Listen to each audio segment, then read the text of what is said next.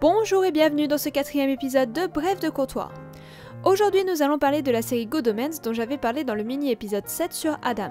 Tirée du livre éponyme de Terry Pratchett et Neil Gaiman, la saison 1 portée par David Tennant et Michael Sheen, respectivement Crowley et Aziraphale, connaît un succès retentissant.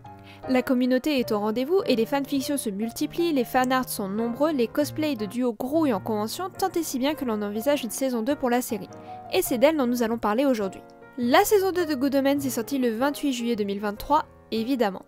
On y retrouve notre duo d'anges et démons préférés dans une nouvelle intrigue impliquant l'ange Gabriel qui débarque nu à la boutique d'Aziraphale. Gabriel venait visiblement chercher de l'aide auprès de ce dernier, mais incapable de se souvenir de la raison qui motivait son choix, les deux compères se retrouvent dans une mission pour comprendre ce qui se passe et le protéger. On va discuter de la dynamique entre le duo Aziraphale et Crowley, nos deux protagonistes. D'un côté, nous avons Aziraphale, un ange dans le sens littéral et figuratif du terme. Il est innocent, bienveillant et contraste avec Crowley, le démon menteur et taquin, et ce, au-delà de l'apparence physique. Ils se connaissent depuis des siècles étant les représentants terrestres de chaque clan dont ils font partie, ce qui donne un avantage certain à Aziraphale, son pouvoir sur Crowley.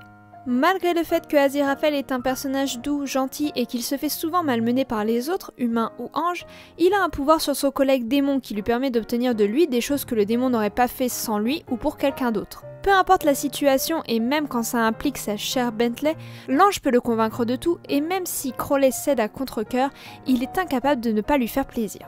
Cette dynamique n'est pas nouvelle dans les séries et les films puisqu'on la retrouve dans différentes fictions comme Rocket et Groot, Brittany et Santana, Grace et Rich ou encore Guillermo et Nandor. Félicitez-moi de ne pas avoir cité Blackbeard et Steed. Merde. Oh, oublié.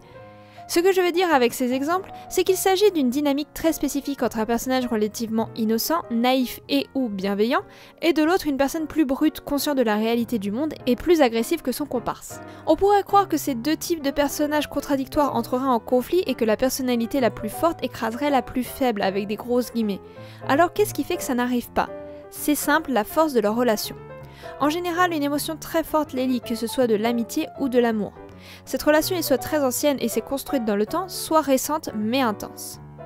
La force de cette relation va créer un lien de confiance et une volonté de faire plaisir à l'un ou l'autre. De ce fait, quand le plus sympa des deux demande quelque chose ou formule son avis, le moins sympa va prendre en compte cette information et va se plier de sorte à ce que cela convienne à l'autre. La limite, quand cette demande met en danger le personnage sympa. Voilà, cette vidéo est terminée, j'espère qu'elle vous aura plu.